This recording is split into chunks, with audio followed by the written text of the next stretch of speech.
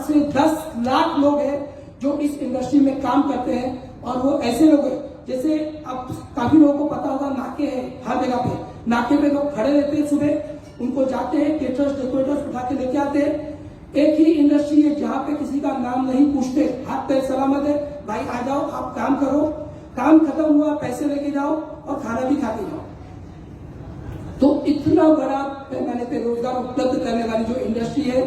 Please उसको revive कीजिए। ये जो लोग हैं उनको कहीं और काम नहीं मिलेगा, वो गलत रास्ते पे जाए या कहीं मांग के खाए, ये अच्छी बात नहीं है। तो फिर से मैं रिक्वेस्ट करूंगा कि ये जो गलत फहमियां फैली है,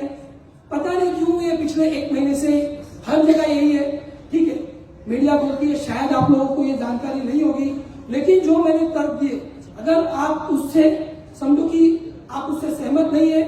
तो आप हमें बताइए, और अगर आप सहमत है, मैं आप सब लोगों के माध्यम से कहूंगा कि आप आवाज उठाइए।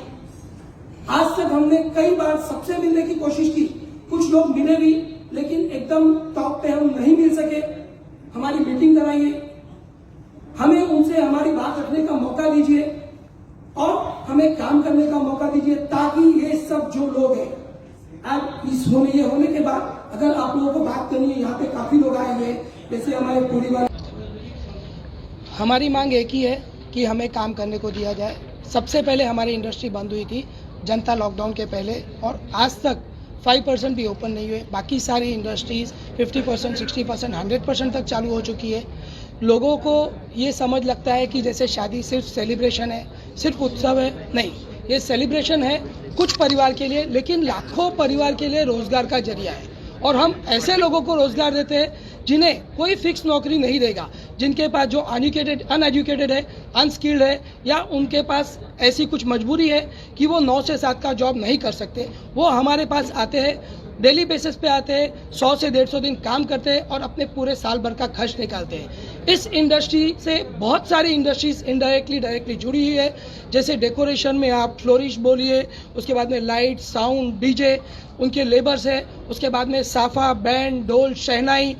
आर्टिस्ट, उसके बाद में ऑर्केस्ट्रा, म्यूजिशियंस, उसी तरह केटरिंग इंडस्ट्री से वेजिटेबल सप्लायर, डेयरी वाले, किराने वाले, सब्जी वाले, दूध दही है। हमारे जो लेबर्स है, सबसे इम्पोर्टेंट हमारे जो लेबर्स है, जैसे जो सफाई के लिए यूटिलिटी और कटिंग वाले स्टाफ आते हैं, वो बिल्कुल नाके से आते हैं, उनके पास कोई और काम उन्हें करना नहीं आता। हमारे पास पूरी वाली बाई आती है जिसमें काफ़ी विधवा होती है, जिनके घर में कोई काम करने वाला नहीं होता। हमारे पास यूथ आते हैं, PROs आती है, केटरिंग कॉलेज के बॉयज़ आते हैं, मिठाई कारीगर, फरसान कारीगर, ऐसे सब कारीगर आते हैं। हमारे महाराज को लोग आके बोलते हैं कि आपके हाथ में जादू है, पर उसे होटल में नौकरी नहीं मिलती क्योंकि उनके पास डिग्री नहीं है। वो बहुत अच्छा खाना बनाते हैं, वो एक साथ में 500, 2000 लोगों को खाना बना सकते हैं, लेकिन उन्हें 5 स्टार में काम नहीं मिलता क्योंकि उनके पास डिग्री नहीं है। इन सारे लोगों को बहुत बड़े पैमाने पर इस वेडिंग इंडस्ट्री से रोजगार मिलता है, ठीक है। कुछ लोगों के लिए उत्सव है, लेकिन सबसे बड़ा रोजगार का जरिया है, और इसमें इतना ज़्यादा इकोनॉमी इससे डिपेंडेड है कि इतनी सारी इंडस्ट्रीज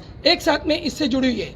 हम सरकार से निवेदन करते हैं कि हम पूरी तरह SOP फॉलो करेंगे, लेकिन जो ये कानून बनाया गया है कि 50 लोग, आज 1000 स्क्वायर फीट के बैंक्वेट में भी 50 की परमिशन है और 10,000, 15,000 फुट में भी 50 की परमिशन है। तो जिस तरह से मॉल में परमिशन दिया गया है, रेस्टोरेंट में परमिशन दिया गया 50% कैपेसिटी, मॉल्स में शॉप के बाहर लिखा गया और उनकी साइज के हिसाब से कि 5, 10, 20 लोगों को परमिशन मिलेगी। तो हमारी एक ही रिक्वेस्ट है, जो बहुत साइंटिफिक है, बहुत लॉजिकल है, कि जो बैंक्वेट हॉल की साइज है या ओपन ग्राउंड की साइज है, तो साधारणतः हम कहते हैं कि 8 से 10 स्क्वायर फीट एक आदमी के लिए ज़रूरी है। हम कहते हैं कि 20 square feet, 25 square feet, 30 square feet का परमिशन दीजिए, पर आप परमिशन दीजिए, उन्हें कहिए जो भी नियम है, सोशल डिस्टेंसिंग, मास्किंग, सैनिटाइजेशन पूरी तरह फॉलो करें, और इसके बाद जो नहीं करता है उन पर स्ट्रिक्ट एक्शन लीजिए। हम आपके साथ में, लेकिन हमें काम करने का मौका दीजिए, ताकि जो लाखों गरीब रोजगार है उन्हें हम काम दे सके। हम तो शायद थोड़ी और टाइम सर्वाइव कर सकते हैं, लेकिन ये जो लाखों गरीब लोग हैं उनकी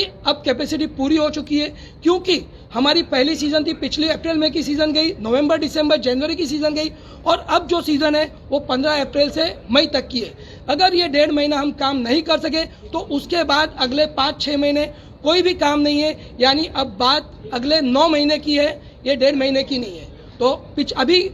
ये 1.5 महीना, 1 महीना कोई भी काम नहीं है। तो हम चाहेंगे कि उसके बाद जब हमारा सीज़न शुरू हो रहा है 15 अप्रैल से लेकर मई तक, हमें गवर्नमेंट बुलाए, हमारे साथ बैठे और जो वैज्ञानिक दृष्टि से लॉजिकल जो चीज़ें होती है वो हमारी बात समझे और हमें काम करने की परमिशन दे, ताकि लाखों ऐसे लोग जिन्हें और कहीं काम नहीं मिलेगा, जिनके पास फिक्स काम नहीं है, फिक्स नौकरी नहीं है, उनका रोजगार फिर से सलामत हो सके। और एक बहुत बड़ी बात, ये पूरा काम जो मुंबई और महाराष्ट्र का है, वो पूरा का पूरा बिजनेस मुंबई और महाराष्ट्र के बाहर जा रहा है, क्योंकि यहाँ पे परमिशन नहीं है तो लोग डर रहे हैं और बाहर जाके ऐसे कैसे काम कर रहे हैं, वहाँ पे काम हो रहा है और कुछ काम कैंसिल हो रहे हैं। उसके साथ ही जैसे कि बाकी इंडस्ट्री में अब रेस्टोरेंट में है, 2-3 हज़ार फुट के रेस्टोरेंट में 100-200 की कैपेसिटी में 100 लोग अलाउ करते हैं, एक के बाद दूसरे बैठते हैं, तीसरे बैठते हैं, सैनिटाइजेशन पॉसिबल नहीं है, कॉन्टैक्ट ट्रेसिंग या रिकॉर्ड भी पॉसिबल नहीं है। हमारे यहाँ वो भी पॉसिबल है, क्योंकि एक फंक्शन के बाद दूसरे फंक्शन के बीच में गैप होता है, हम सैनिटाइजेशन कर सकते हैं। और क्योंकि सभी लोग जान पहचान वाले आते हैं,